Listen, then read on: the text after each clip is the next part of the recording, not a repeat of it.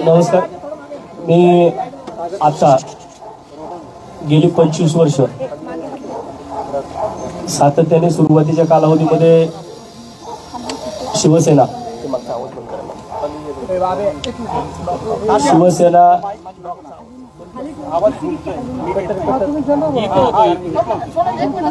सुरुवातीच्या काळामध्ये मी शिवसेनेमध्ये सन्माननीय राजसाहेब ठाकरेंसोबत काम केलं.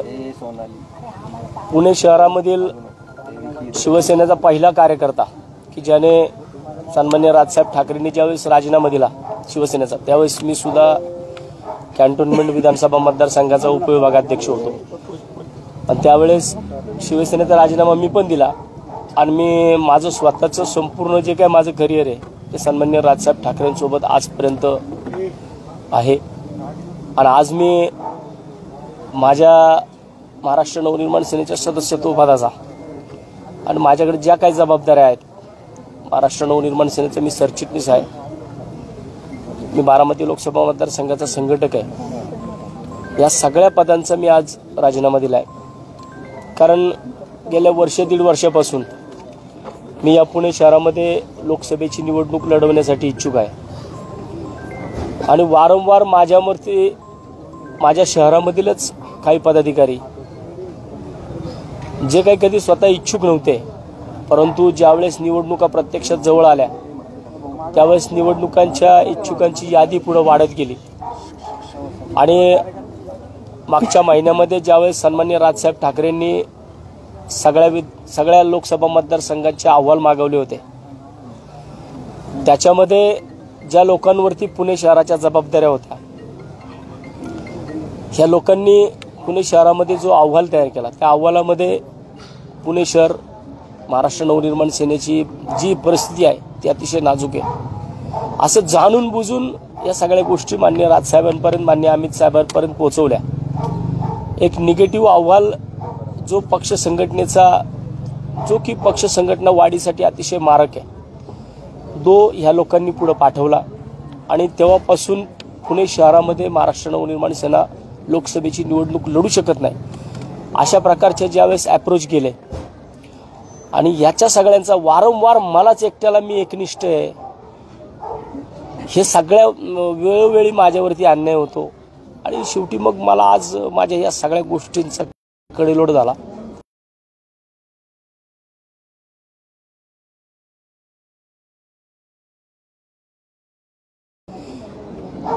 जर ज्या शहरामध्ये ज्या लोकांबरोबर माझ्या राजकीय जीवनातील 15 वर्ष घालवली आणि अशाच 15 वर्षामध्ये हेच पदाधिकारी जर वसंत मोरेला तिकीट नाही मिळालं पाहिजे, पक्ष संघटनेने निवडणूक नाही लढवली पाहिजे, यासाठी जर निगेटिव्ह पद्धतीने अहवाल माननीय साहेबांपर्यंत पाठवत असतील तर मला वाटतं की अशा लोकांमध्ये काम करणं मला जमणार नाही. त्यामुळे मी आज माझ्या सगळ्या पदांचा मी माझ्या स्वतःच्या हाताने माझे सगळे परतीचे दोर कापलेले आहेत. मी आत्तापर्यंत मला संघटनेच्या अनेक लोकांचे फोन आले, मी सामान्य महाराष्ट्र सैनिकांचे फोन घेतलेत, परंतु मी कुठल्याही नेत्याचा फोन घेतलेला नाही मी आजपर्यंत. कारण मी हे सगळ्या गोष्टी मी वारंवार नेत्यांपर्यंत पोहोचवल्या, पण नेत्यांना काय या गोष्टी कळत नाहीयेत. तुम्ही आत्ता का मला फोन करताय? मग एवढ्या दिवसामध्ये माझी तरफड तुम्हाला लोकांना कळली नाही का? म्हणजे वसंत मोरे स्वतःसाठी कधीच लढला नाही, कायम सामान्य महाराष्ट्र सैनिकांसाठी लढत आलाय. आणि मग जे पदाधिकारी माझ्याबरोबर आहेत, ज्यांनी माझे कार्यक्रम घेतले, त्या लोकांना दाबण्याची कामं होतात, त्या लोकांना त्रास दिला जातो. मग जर अशा पक्षामध्ये अशा लोकांमध्ये राहून जर माझ्यासोबत असणाऱ्या माझ्या साथीदारांवरती जर चुकीच्या कारवाई होत असतील, त्यांच्या पद काढण्यापर्यंत जर लोकांची मजाल जात असेल, मग अशा लोकांमध्ये, अशा शहरातल्या लोकांमध्ये काय राहून करायचं आपल्याला? त्याच्याकरता मी माननीय राजसाहेबांकडे सुद्धा मागच्या महिन्यामध्ये वेळ मागितली होती की साहेब मला पुणे शहराच्या लोकसभेसंदर्भात मला बोलायचंय. परंतु साहेबांनी सुद्धा मला त्या संदर्भामध्ये बोलले नाहीत. आणि मला वाटतं की जर अशा पद्धतीने पुणे शहरामध्ये जर राजकारण होणार असेल तर मग अशा लोकांमध्ये न राहिलेलं बरं. माझा वाद आजपर्यंत मान्य राजसाहेबांसंग कधी नव्हता, महाराष्ट्र नवनिर्माण सेनेसोबत सुद्धा नाहीये. परंतु ज्या चुकीच्या लोकांच्या हातामध्ये हे शहर दिले, ज्या चुकीच्या लोकांनी या शहराचं वाटोळं चालवले, इथला महाराष्ट्र सैनिक आज कोणत्या परिस्थितीमधून जातोय तो लोकांना माहिती आहे. माझा जो आजचा त्रास आहे, मी कोणत्या परिस्थितीत, मी काल रात्रभर झोपलेलो नाही. मी रात्रभर झोप आलेली नाही कालच्याला. मी रात्री विचार केला, कालच्याला माझी पोस्ट तुम्ही पाहिली असेल, अनेकांचे माझ्या पोस्टवरून मला फोन आले. परंतु इतकं सगळं करून मला काल का कुणी विचारलं नाही. मला आज राजीनामा दिल्यानंतर मला का फोन येतात सगळ्यांचे, प्रत्येक पक्षाच्या नेत्यापर्यंत मी माझं गाऱ्हाणं मांडत आलोय. निवडणूक लढवणं हा काय माझा गुन्हा आहे का? जर माझी पक्ष संघटना मला शहरामध्ये वाढवायची असेल तर निवडणूक लढली गेली पाहिजे. आणि पक्ष संघटना जर मोठी होत नसेल, काही लोक शहरामधील निवडणूक आपण लढवली नाही पाहिजे. कशा करता तुम्ही निगेटिव्ह अप्रोच करता, कशा करता तुम्ही निगेटिव्ह अहवाल साहेबांपर्यंत पाठवता. अरे या पुणे शहरामध्ये 2012 ते 2017 या कालावधीमध्ये सेकंड लार्जेस्ट पार्टी, दुय्यम पक्ष म्हणून महाराष्ट्र नवनिर्माण सेना होती. विरोधी पक्षनेता या शहराचा मी होतो. म्हणजे या शहरामध्ये मनसेची ताकद नाहीये का? या शहरामध्ये महाराष्ट्र नवनिर्माण सेनेची ताकद आहे. मी वारंवार सांगत होतो की या पुणे शहराचा पहिला खासदार हा वसंत मोरे होऊ शकतो. परंतु काही लोकांना वाटत नाहीये की वसंत मोरे हा स्वकेंद्रित राजकारण करतो, अशी लोक म्हणतात. आजपर्यंत हा आरोप माझ्यावरती फक्त लावताना पक्षाच्या कोर कमिटीच्या नेत्यांनी लावलेला आहे. महाराष्ट्र सैनिकांनी, एकाही महाराष्ट्र सैनिकांनी माझ्या विरोधामध्ये, मला आत्ता सुद्धा अनेक महाराष्ट्र सैनिक थांबवत होते. परंतु मला असं वाटतं की कुठवर या सगळ्या गोष्टी मी सहन करायच्या, कुठवर मी या सगळी माझी गाऱ्हाणी मांडत राहायची. मी माझं गाऱ्हाणं मांडायला गेलो तर तिथं लोकांना खोटं वाटतं. मग त्याच्यापेक्षा मी मागच्या वेळेस सुद्धा ज्या काही भूमिका माझ्या मांडल्या होत्या त्या भूमिकेमध्ये माझ्यावरतीच कारवाई झाली. आणि आता सुद्धा जर माझ्यावरतीच कारवाई होणार असेल तर मला वाटतं कुठल्याही पदावरती न राहिलेलं बरं. म्हणून मी आज माझ्या प्राथमिक सदस्यत्व पदाचा, माझ्या सरचिटणीस पदाचा, माझ्या संघटक पदाचा मी राजीनामा दिलाय. इथून पुढे मी अजून कुठल्याही पक्षामध्ये गेलेलो नाहीये. माझी जी काय भूमिका असेल ते पुणेकर माझे मायबाप आहेत, ज्यांनी मला एक स्थान दिलेलं आहे त्यांच्या मनामध्ये. पुणे शहरातले पुणेकर ठरवतील की वसंत मोरेने भविष्यात काय करायचं. पुणेकर म्हटले वसंत मोरेने लढायचं तर 100% वसंत मोरे एकटा लढणार आणि तो पुणेकरांसाठी लढणार. पुणेकर म्हटले की नाही थांबायचं, मी थांबणार. पण मला वाटतं की माझी लढाई सामान्य कुटुंबातल्या, मी एका शेतकरी कुटुंबातला आहे, मी कोण जागीरदार नाहीये. माझ्या घरातला मी पहिला राजकारणी आहे. इथपर्यंत मी पोहोचलो ना, तो मी स्वतःच्या हिमतीवरती पोहोचलेलो आहे. मी कुणाचे खुर्च्या, कुणाच्या मी कुबड्या घेऊन मी पुढे आलेलो नाहीये. मी माझं स्थान मान्य राजसाहेबांच्या हृदयामध्ये, मी माझं स्थान मी तयार केलं होतं. आणि ते स्थानाला कुठेतरी धक्का लावण्याचं काम पुणे शहरातल्या कोर कमिटीने केलेलं आहे. त्यामुळे मला वाटतं की अशा लोकांमध्ये त्या कोर कमिटीचा मी एक सभासद आहे. आणि मला वाटतं त्या कोर कमिटीमध्ये मला काम करायचं नाही. आणि मला इथून पुढे परत बोलवलं जाईल, कोर कमिटी बरखास्त करू, काय करू, परंतु मला त्या लोकांबरोबर कामच करायचं नाही. जी लोक शहरामध्ये पक्षाला संपवण्याचा विचार करत असतील अशा लोकांसोबत मला काम करायचं नाही. त्यामुळे मी आज पक्ष सोडलेला आहे. वसंत मोरेंना लोकसभा लढवायची होती. लोकसभा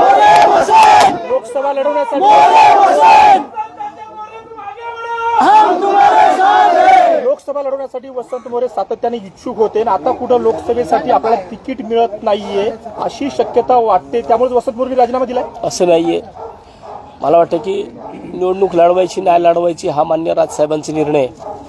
परंतु अशा लोकांबरोबर मला राहायचंच नाहीये त्या पक्षामध्ये की ज्या पक्षामध्ये एवढं चांगलं वातावरण शहरामध्ये आहे. अगदी 2017 पर्यंत या शहरामध्ये सेकंड लार्जेस्ट पार्टी म्हणून महाराष्ट्र नवनिर्माण सेना होती. मग असं 5 वर्षामध्ये असं काय झालं की आज तुम्ही निगेटिव्ह अहवाल देताय. मग मी किती बी प्रयत्न केले, किती बी काही बी केलं तर मग काहीच होणार नाहीये. म्हणून मी आज या ठिकाणी असं कुठलं की पक्ष निवडणूक लढवणार नाही काय नाही, हा सन्मान्य राजसाहेबांचा आदेश आहे, सन्मान्य राजसाहेबांचा तो अधिकार आहे. त्यांनी त्याच्या बाबतीमध्ये निर्णय घ्यावा. मला आता महाराष्ट्र नवनिर्माण सेनेकडनं मी निवडणूक लढायला इच्छुक नाहीये. जर निवडणूक मनसेला लढायची असेल तर या जे काही इच्छुक आहेत 4 जण ह्या 4-5 इच्छुकांमध्ये कुणालाही साहेबांनी तिकीट देऊन त्यांना निवडून आता तुमची नाराजी फायनल आहे का? कारण याच्या आधी देखील तुम्ही अनेकदा नाराजी व्यक्त केली, पक्ष सोडून जाईल अशी इथपर्यंत तुमची भूमिका येऊन टेकली होती. मात्र राजसाहेबांची भेट घेतल्यानंतर तुमची भूमिका बदलली, त्यामुळे आता जी आहे ते फायनल आहे का? तुम्ही राजीनामा देऊन पक्षातच राहणार आहात? राजीनाम्याची भूमिका ही फायनल भूमिका आहे का? मी माझे महाराष्ट्र नवनिर्माण सेनेमधील परतीचे सगळे दूर कापलेले आहेत.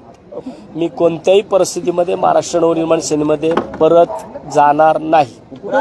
तुमचं बोलणं झालं का राज ठाकरेंशी? नाही, मला आता कुठे जाणार, कुठल्या वाटेवर जाणार? वसंत मोरेंची दिशा पुणेकर ठरवतील. येणाऱ्या 2-3 दिवसामध्ये माझी जी भूमिका असेल ती मी जाहीर करेन. लोकसभा लढवण्याचा निर्णय ठाम आहे का? लोकसभा लढवणारच का? मी तेच सांगतोय, मी येणाऱ्या 2-3 दिवसामध्ये लोकसभेच्या संदर्भामध्ये माझी जी भूमिका असेल ती मी येणाऱ्या 2-3 दिवसामध्ये नक्की जाहीर करेन. कुठल्या पक्षात प्रवेश करणार आहात का अपक्ष आहात? म्हणजे कशा प्रकारे निवडणूक लढणार? अजूनपर्यंत मी फक्त महाराष्ट्र नवनिर्माण सेना या पक्षाचा राजीनामा दिलेला आहे. मी सदस्यत्व पदाचा राजीनामा दिला आहे, सगळ्या पदांचा राजीनामा दिला आहे. मी कुठल्या पक्षात जाणार ही माझी कुठलीच भूमिका मी अजून काहीच जाहीर केलं नाही किंवा मी कुठेही जाणार नाही. अजूनपर्यंत पुणेकर ज्या बाबतीमध्ये मला ज्या भूमिका सांगतील, कारण मी माझं फेसबुक लाईव्ह असेल, माझी सोशल मीडिया असेल, वेळ पडला तर मी शनिवारवाड्यावरती जाऊन त्या ठिकाणी पुणेकरांचा से मागेल आणि मला त्या ठिकाणी पुणेकर सांगू शकतील मी निवडणूक लढवायची का नाही लढवायची. राज ठाकरेंनी परत पाहून तुम्हाला साथ घातली. राज ठाकरेंनी काय सांगितलं तर राजसाहेबांचं तुम्ही ऐकणार का?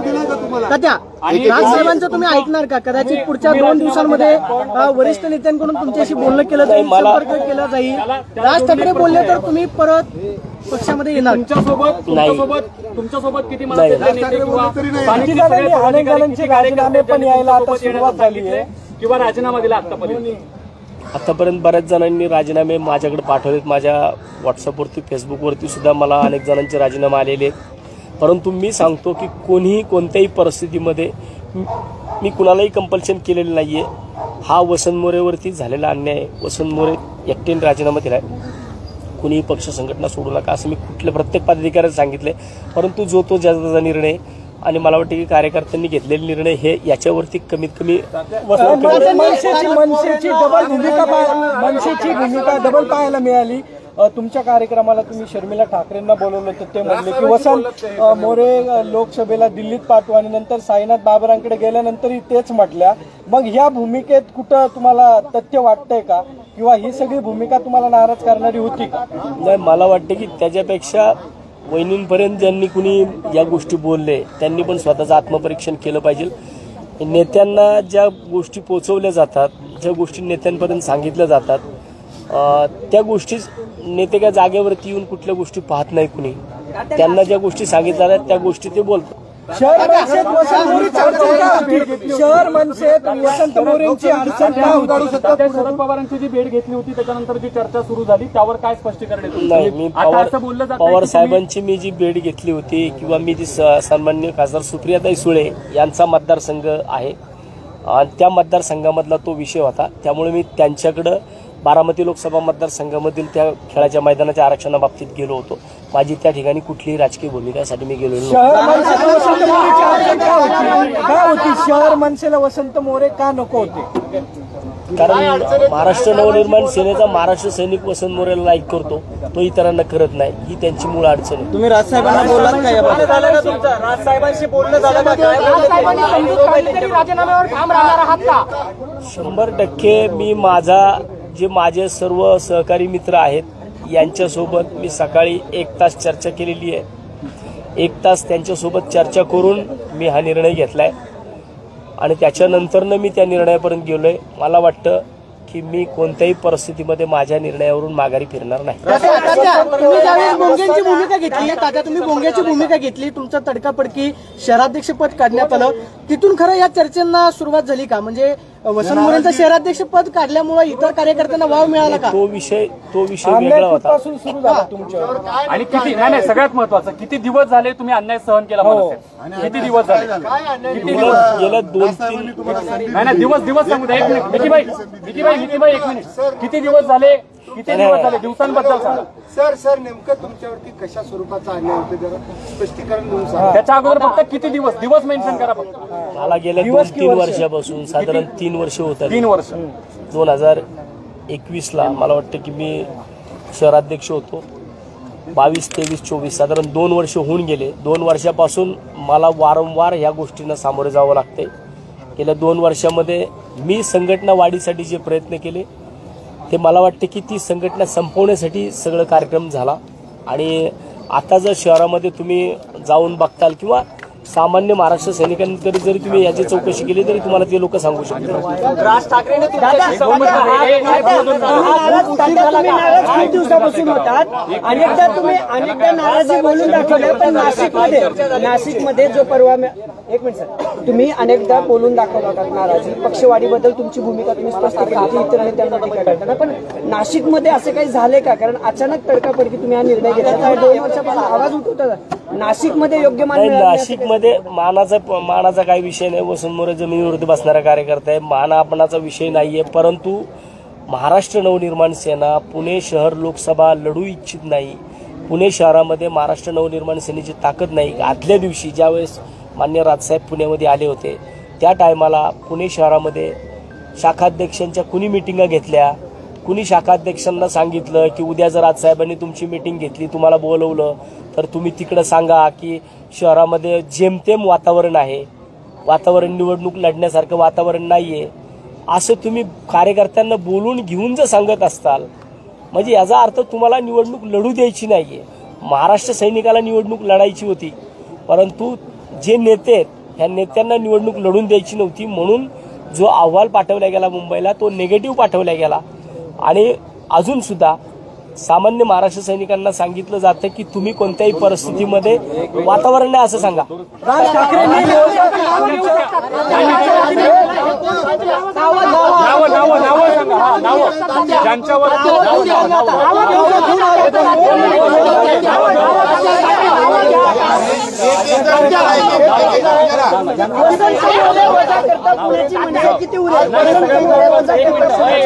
अरे पैशाचा काय विषय करता आयुष्यातली 28-48 माझं वय आहे. 48 वर्षातली 27 वर्ष संघटनेला दिली. पैशाचं काय घेऊन बसला? पैशाची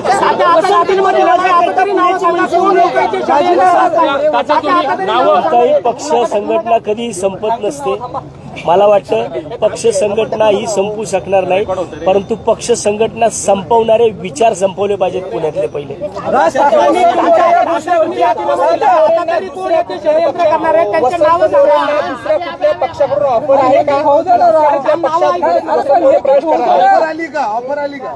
ऑफर्स खूप आहेत, परंतु मी असा कुठलाही निर्णय घेतलेला नाहीये. एक विचारतो ते एक जणांनी विचारलं तात्या किती पक्षांच्या ऑफर आहेत?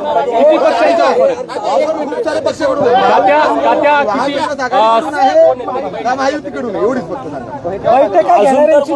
भविष्यात कळेल. आणि राज ठाकरेंनी या गोष्टीवरती आता बोलणं टाळलेलं आहे. त्यांना विचारण्याचा प्रयत्न केला, ते म्हटले तुम्ही इथून निघून जा, मी काय बोलणार नाही. म्हणजे तुम्हाला त्यांनी सबसेंट टाळलं असं दिसतंय. मला बघा, मला टाळू द्या नाही टाळू द्या, पण मी तर कोणत्याही परिस्थितीमध्ये मला त्या ठिकाणी थांबायचंच नाहीये. ज्या ठिकाणी साहेबांच्या ठिकाणी साहेब मुंबईला असतात, परंतु पुण्यामध्ये जो वारंवार कुठल्या कार्यक्रमांना न बोलवणे, आल्यानंतर न त्या कार्यक्रमामध्ये न थांबणे, किंवा माझे जे आत्ता मी कार्यक्रम पुणे शहरामध्ये महाराष्ट्र नवनिर्माण सेना म्हणून 7 ते 8 कार्यक्रम घेतले. या कुठल्याही कार्यक्रमाला कुठलाही पदाधिकारी, काल कॅम्पामध्ये एक कार्यक्रम झाला, म्हणजे त्या कार्यक्रमाला एक पदाधिकारी आला, तो पदाधिकारी स्टेजवरती चढण्याच्या अगोदरच तो निघून गेला. तो थांबला सुद्धा नाही मला त्या ठिकाणी बघितल्यानंतर. म्हणजे मी नक्की कोण आहे? पक्षामध्ये मी काय दहशतवादी आहे का? मी मान्य राजसाहेबांचे फोटो लावलेत, पक्षाचे झेंडे लावलेत, पक्षाचा कार्यक्रम घेतो आणि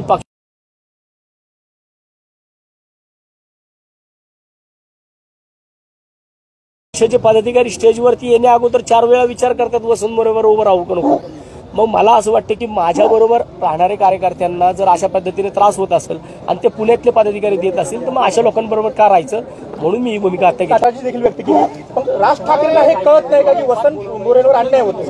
नाही, सगळे मला अमित साहेब असतील, मी 10 ऑक्टोबरला अमित साहेबांपुढे सुद्धा हे सगळे विषय माझ्या वाढदिवसाचे बोलले होते मी 10 ऑक्टोबरला सुद्धा या सगळ्या गोष्टी माननीय अमित साहेबांच्या पुढे मांडल्या होत्या आणि त्यावेळेस सुद्धा माननीय अमित साहेबांनी माझा 1 तास सगळ्या गोष्टी ऐकून घेतल्या होत्या.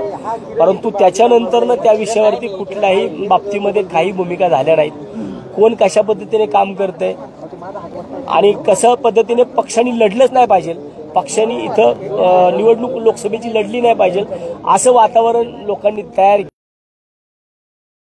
केलं. त्यामुळे मला वाटतं की जर अशा पद्धतीने तुम्ही जर निगेटिव्ह अप्रोच जर पाठवणार असाल तर जेणेकरून ते चुकीचं ठरेल आणि सामान्यातला सामान्य कार्यकर्ता जो खाली तळागाळामध्ये आहे त्याच्यावरती अन्याय होईल. पक्षातली लोक पक्ष संपवतात का हे यावरून असं स्पष्ट दिसतंय. पक्षाचं मला